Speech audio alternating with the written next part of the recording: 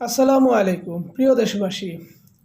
গণতন্ত্রের জন্য কথা বলতে, গণতন্ত্র চর্চা করতে, গণতন্ত্রকে সামনে এগিয়ে নিতে, একটি সুন্দর গণতান্ত্রিক পরিবেশ সৃষ্টি করতে বাংলাদেশ মোরাল ডেমোক্রেটিক পার্টি এই নামকরণে যখনই কাজ শুরু করলাম, ঠিক ওই মুহূর্তেই একটি অগণতান্ত্রিক চর্চা বা অধ্যায়ের সূচনা হলো। বর্তমান সরকার, আমি আবারও বলি, আমরা মোরাল ডেমোক্রেটিক পার্টি কখনোই দেশ এবং সরকারের বিপক্ষে নই, কিন্তু দেশ এবং সরকার একটি ভুল, দেশের একটি সমস্যা হয় যদি কোনো সরকার নিজে ভুল করে, তার খেসারত বা তার জন্য সরকার এবং দেশ উভয়ই ক্ষতিগ্রস্ত হয়। আমরা চাই না দেশ এবং জনগণ, সরকার কেউই ক্ষতিগ্রস্ত হোক, কিন্তু যদি আমরা আমাদের নিজেদের পায়ে নিজেরা কুড়াল মারি, কিংবা আমরা অতি উৎসাহী হয়ে এমন কিছু প্রক্রিয়া বা পরিকল্পনা নেই, বা আমাদের পরিকল্পনা প্ল্যানে, মাস্টার প্ল্যানে আমরা যে আটকে যাব না, তার কোনো গ্যারান্টি নেই। জামায়াতে ইসলাম বাংলাদেশ অথবা বাংলাদেশ জামায়াতে ইসলাম, আপনারা যেভাবেই জানেন, এই দলটিকে অনেক দিন ধরে আমরা চিনি, এবং এর সাথে একটি অঙ্গ সংগঠন ইসলামী ছাত্র শিবির। এই দলটিকে নিষিদ্ধ করার যে প্রক্রিয়া বা পরিকল্পনা ইতিমধ্যে বাংলাদেশ সরকার নিয়েছেন, আমি ব্যক্তিগতভাবে মনে করি এটি একটি ভুল সিদ্ধান্ত।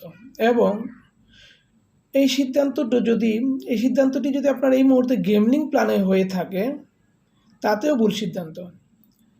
কেননা বাংলাদেশ জামাতে ইসলাম যে দলটি, তার সাপোর্টার আমার ধারণা মতে বাংলাদেশ তৃতীয় অবস্থানে আছে। এই দলটি, আমরা বিএনপি, আওয়ামী লীগ, এটাকে ফার্স্ট সেকেন্ড যেভাবেই ধরি না কেন, তৃতীয় অবস্থানে থাকা একটি দলকে আপনার এই মুহূর্তে, বা যে কোনো পলিটিক্যাল দল, অন্য পলিটিক্যাল দল, রুলিং পার্টি ক্ষমতায় এসে যদি তাদেরকে ব্যান্ড করা বা নিষিদ্ধ করা বা বাতিল করা, এই জাতীয় সিদ্ধান্তগুলো আসলে হিতে বিপরীত হওয়া বা নিজের পায়ে নিজে কুড়াল মারার মতোই।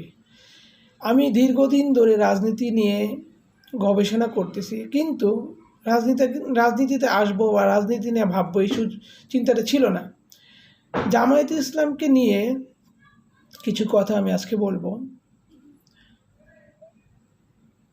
আমরা জানি যে বাংলাদেশের প্রথম আওয়ামী লীগ সরকার গঠন করে, অর্থাৎ আমাদের বর্তমান প্রধানমন্ত্রী শেখ হাসিনা সরকার গঠন করে যুদ্ধ এবং 15ই আগস্টের পরে 96 সালে।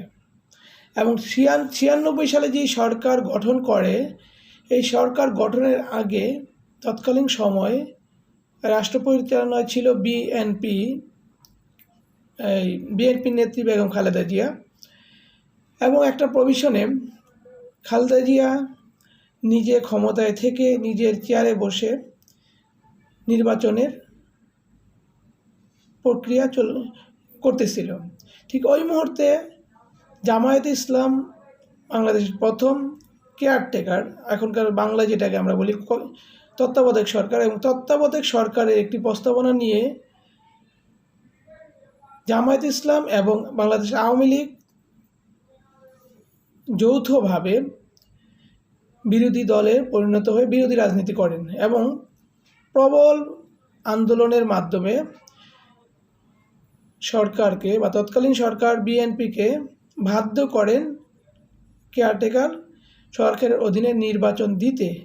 এবং সেই নির্বাচনে আমরা দেখেছি যে জামায়াত ইসলামকে কোয়ালিশন নিয়ে, অর্থাৎ জামায়াত ইসলামকে সাথে নিয়েই কিন্তু আওয়ামী লীগ সরকার গঠন করেন। তো যেই দলটিকে নিয়ে আপনারা একসাথে সরকার গঠন করেছেন, একসাথে সেই দলটিকে নিয়ে আপনারা সংসদ চালিয়েছেন, আন্দোলন করেছেন, সেই দলটি আপনাদেরই একটি ভুল, 98 সালে আপনারা যেটা বলেছিলেন জননিরাপত্তা আইন করে মুসলমানদের কিছু সেন্সিটিভ জায়গায় আপনাদের পুলিশ বাহিনী দিয়ে তখন কিছু দমনপীড়ন করেছিলেন, যার প্রেক্ষাপটে বা তৎকালীন সময়ে জামাত ইসলাম আপনাদের কাছ থেকে ছুটে যায়। পরবর্তীতে জামাত ইসলাম ছুটে যাওয়ার পর বাংলাদেশ আওয়ামী লীগ আপনারা একা হয়ে যান এবং জামাত ইসলাম বিএনপির সাথে 2001 সালে জামাত ইসলাম সহ আরও 2টি দল 4 দলীয় ঐক্য জোট করে জোট পথা চালু করে। বাংলাদেশে এই 4 দলীয় ঐক্য জোট করে সরাসরি নির্বাচনের পথা 2001 সালে চালু হয় এবং বাংলাদেশ বিএনপি তৎকালীন সময় ক্ষমতায় আসে। অর্থাৎ আপনাদের পাতানো ফাঁদেই কিন্তু আপনারা পড়ে যান। 2002-03 সালে র্যাব গঠন করে আপনাদের এই জননিরাপত্তা আইনে বাংলাদেশে আপনাদের সরকারি দল বিরোধী দলের অনেক ক্যাডার বা আমরা যেটাকে বলি রাজনৈতিক নেতা, যেটাকে আমরা এখন যেটাকে বলি রাজনীতি নেতা, আসলে রাজনৈতিক নেতার মধ্যে কিছু নেতা থাকে যেটা ক্যাডার মাইন্ডের বা লিড দেয় রাজনীতিকে, সেই জাতীয় আপনাদের অনেক নেতাকে হারিয়েছেন। পরবর্তীতে সময় 2005-06 আপনারা 14 দল গঠন করে ব্যাপক আন্দোলনের মধ্য দিয়ে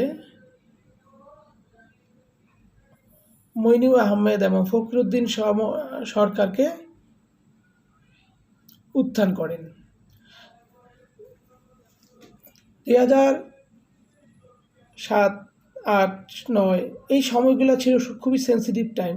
এই সময়গুলোতে আপনারা যখন ক্ষমতায় আসেন তারপর থেকে আস্তে আস্তে দেশ পরিচালনা করতেছেন, এখন পর্যন্ত আপনাদের হাতে দেশ আছে বা ধরে রাখছেন।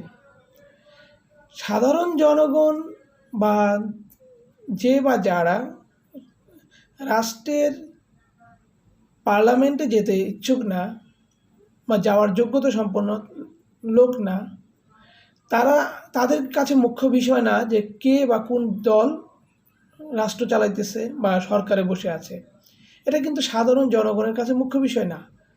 সুতরাং আপনারা এই পর্যন্ত যে দল বাংলাদেশ আওয়ামী লীগ রাষ্ট্র পরিচালনা করতেছেন, এরা নিয়ে কিন্তু সাধারণ জনগণের এমন কোনো বিরূপ বা এমন কোনো সিদ্ধান্ত আসেনি যে আপনাদেরকে এই মুহূর্তে নেমে যেতে হবে বা বাধ্য করবে নামতে।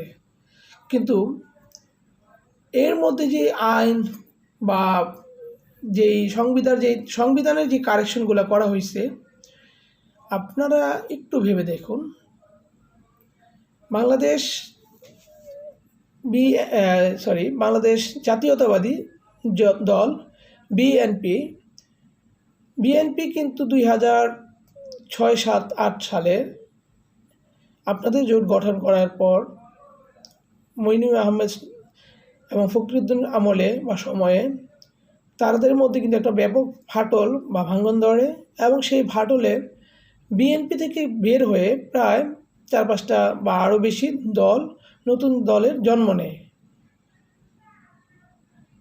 তারই ধারাবাহিকতায় বিএনপি সাংগঠনিকভাবে দুর্বল হয়ে যায়।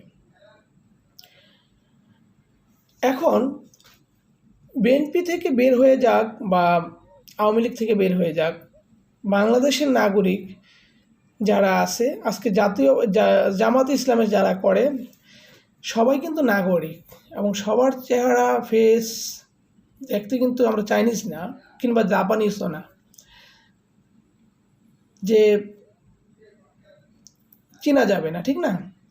জামাত ইসলাম যারা করে, দলপতি থেকে শুরু করে দলের নিচের যেই কনিষ্ঠ কর্মী আছে, তারা সবাই বাংলাদেশের নাগরিক এবং বর্তমানে যারা নেতৃত্বে আছে তাদের ম্যাক্সিমামের বয়স 30, 35, 40, 50, 60, 65, অর্থাৎ যাদের হাতেই ক্ষমতা তারা কিন্তু যুদ্ধ পরবর্তী সময়ের উত্থান পাওয়া বা জন্ম নেওয়া একটি জন্ম নেওয়া ব্যক্তিরাই এখন জামাত ইসলামকে পরিচালনা করতেছে। তো এখন ধরেন জামাত ইসলামকে নিষিদ্ধ করলেন। একটা সিম্পল কোশ্চেন আমি আপনাদের কাছে রাখতে চাই, জামাতে ইসলামকে নিষিদ্ধ করলেন, এটা কি মানে ইয়াবা ট্যাবলেট, মানে জামাতে ইসলাম দ্যাটস নট মিনে আমি অন্যদিকে নেবেন না, এটা কি ইয়াবা ট্যাবলেট যে নিষিদ্ধ করে দিলাম এবং পরবর্তীতে খুঁজে খুঁজে বের করব যে ইয়াবা ট্যাবলেট এটা তো আমার স্বাভাবিক মানুষের সাথে মিশবে না।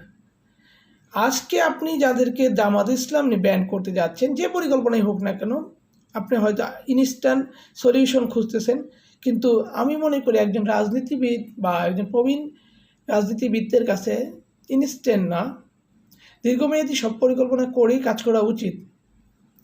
তো আজকে জামাত ইসলামের তারা চাইলে আগামীকালকে নতুন দল করতে পারে, নতুন নাম দিতে পারে, নিবন্ধন দ্যাটস নট এ ম্যাটার, কারণ গণতান্ত্রিক প্রক্রিয়া নিবন্ধন আসলে কিছু বিষয় না। অনেকেই আপনারা বলতে পারেন যে নিবন্ধন নেই, আসলে নিবন্ধন না থাকলে কি আপনি নির্বাচন করতে পারবেন না? আমার প্রশ্ন, বাংলাদেশের স্বতন্ত্র নির্বাচন যারা করে তারা কি কোনো দল বা দলের লোগো নিয়ে করে, বা দল নিয়ে রেজিস্ট্রেশন করে তারপরে স্বতন্ত্র নির্বাচন করতে হয়? আসলে আমরা যারা গণতান্ত্রিক দেশে বাস করে একদম বোকার মতো, একদম স্টুপিডের মতো কথা বলি, এটা ভাবতে বা এটা নিয়ে চর্চা করতে আমার খুব কষ্ট লাগে। আচ্ছা, এখন যদি জামাত ইসলামেরকে ব্যান করার পর তারা নতুন দল করে, তাহলে কিন্তু আপনারা চিনবেন না, আমরাও চিনব না। আদারওয়াইজ যে চর্চা এখন শুরু হবে, এখন যেটা শুরু হবে, ধরে নিলাম বাংলাদেশ আওয়ামী লীগ হঠাৎ করে বা গণতান্ত্রিক দেশে যখন যে কোনো মুহূর্তে যে কোনো কিছু হয়ে যেতে পারে, বাংলাদেশ আওয়ামী লীগ ক্ষমতাচ্যুত হয়ে গেল। আজকে যে কাজটা যে বাংলাদেশ আওয়ামী লীগ এই মুহূর্তে আপনারা করতেছেন, আপনারা ক্ষমতা থেকে যদি চ্যুত হয়ে যান, তাহলে কি একই ধারাবাহিকতায় আপনাদেরকে ব্যান করার পরিকল্পনা করবে না কোনো রাজনৈতিক দল? এমনও তো হতে পারে, জাস্ট এটা আমার কিউরিসি থেকে বলতেছি, এমনও তো হতে পারে যে বাংলাদেশ আওয়ামী লীগ ভেঙে চুরমার হয়ে গেল, যেহেতু তৎকালীন সময় 2007-06 বিএনপি ভেঙে যাওয়ার পর আজকে 24 সাল পর্যন্ত সে বিএনপি সাংগঠনিকভাবে হয়তো অনেকটা দুর্বলতা এখনও আছে। আওয়ামী লীগের ক্ষেত্রে সেটা হবে না, সেটা কীভাবে বলতে পারেন? আসলে দেখেন, কোনো কিছুই অগণতান্ত্রিক প্রক্রিয়ায় গণতন্ত্রকে রক্ষা করা যায় না। গণতন্ত্র ইজ এ সিম্পল ওয়ার্ড। আমি যদি বলি গণতন্ত্র হচ্ছে মৌলিক একটা বিষয়, মৌলিক অধিকার রক্ষার মৌলিক বিষয়, মৌলিক চিন্তাধারা, একক চিন্তাধারা, সবার অধিকার সম্মত রেখে রাষ্ট্র নাগরিকের পথ চলা নিশ্চিত করার নামই কিন্তু গণতন্ত্র। কিন্তু একটি গণতান্ত্রিক রাষ্ট্রে স্বাধীনতার 53 বছর পর এসে আমরা এমন কিছু উদ্ভট বিষয় নিয়ে আমরা নিজেদের মধ্যে দ্বন্দ্বে জড়িয়ে যাচ্ছি, আমরা একটা ভাবতেছি না যে এর ফলটা আমাদের পরবর্তী প্রজন্মকেই নিতে হবে, ভুগতে হবে। তাহলে কেন আমরা এই ভুলগুলো করব? আমি মনে করি একটি গণতান্ত্রিক দেশ তখনই সুন্দর বাসযোগ্য অভয়ারণ্য হয় যখন সেই দেশের গণতান্ত্রিক চর্চা শতভাগ প্রতিষ্ঠিত হয় এবং সেটা রাষ্ট্রপ্রধান থেকে দেশের আপামর জনগণ, নাগরিক সবাইকে অ্যাকাউন্টেবল হয়ে জবাবদিহিতার মধ্যে যদি পরিচালিত হয়। আসুন, আমি সবার উদ্দেশ্যে বলছি, বাংলাদেশের বর্তমান প্রেক্ষাপটে বাংলার আকাশে আমি দেখতেছি একটি সুন্দর সূর্য, যেখানে অনেক উদ্যোক্তা, রাজনৈতিক উদ্যোক্তা জন্ম নিচ্ছে। আমাদের এই দেশটাকে এগিয়ে নিতে, আমাদের দেশটাকে আরও উন্নত করতে যে বা যারাই ক্ষমতায় থাকবেন না কেন, আসি না কেন, আমরা কেউই একজন ব্যক্তি একটি রাষ্ট্র হতে পারি না, হবও না। পুরো রাষ্ট্রটাই একটি ব্যক্তি হয়ে যায়। সুতরাং পুরো রাষ্ট্রটাকেই আমরা একটি সুন্দর সাম্প্রদায়িক সম্প্রীতি এবং অভিন্ন গণতান্ত্রিক ধারায়, আমি আবারও বলতেছি, অভিন্ন গণতান্ত্রিক ধারা চর্চার মাধ্যমে আমাদের সবাইকে একটি সুন্দর আগামীর জন্য কাজ করে যেতে হবে। এইটা যদি আমরা পারি, আজ থেকে 10 বছর, 5 বছর, 15 বছর, 20 বছর একটা সময় আসবে হয়তো বা ইনশাআল্লাহ, যেখানে আমাদের গণতান্ত্রিক চর্চার মাধ্যমে বিশ্ব বলবে যে what a beautiful Democratic country of the Bangladesh is the Bangladesh is very, very, very and best democratic farmer. আমরা আসুন গণতন্ত্রকে চর্চা করি, গণতন্ত্রকে ডিসেন্ট্রালাইজ করি। কীভাবে ডিসেন্ট্রালাইজ করব, এ বিষয়ে আমাদের অনেক যোগ্য গণতন্ত্র মনা বিশিষ্ট নাগরিক ভাইয়েরা আছেন। Please do it early. How to establish a real Democratic country. সবাইকে সবার জন্য সুন্দর একটি দিনের প্রত্যাশায় বিদায় নিচ্ছি। আসসালামু আলাইকুম ওয়া রাহমাতুল্লাহি ওয়া বারাকাতুহু। আল্লাহ হাফেজ।